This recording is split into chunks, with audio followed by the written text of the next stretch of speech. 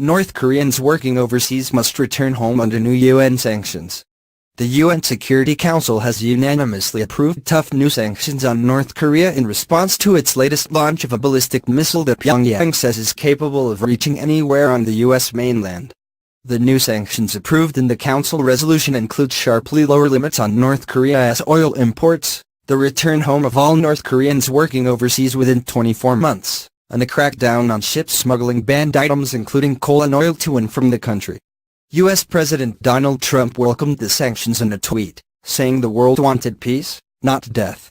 But the resolution don't include even harsher measures sought by the Trump administration that would ban all oil imports and freeze international assets of the government and its leader, Kim Jong-un. Their resolution, drafted by the United States and negotiated with China, drew criticism from Russia for the short time the 13 other Council countries had to consider the text, and last-minute changes to the text. One of those changes was raising the deadline for North Korean workers to return home from 12 months to 24 months.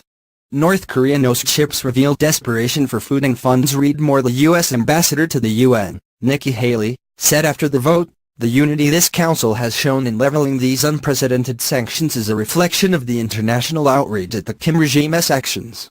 Their resolution caps crude oil imports at 4 million barrels a year. It caps imports of refined oil products, including diesel and kerosene, at 500,000 barrels a year. This represents a nearly 90% ban on refined products, which are key to North Korea's economy, and a reduction from the 2 million barrels a year the Council authorized in September. The new sanctions also ban the export of food products, machinery, electrical equipment, earthen stones, wood and vessels from North Korea. And it bans all countries from exporting industrial equipment, machinery, transportation vehicles and industrial metals to the country.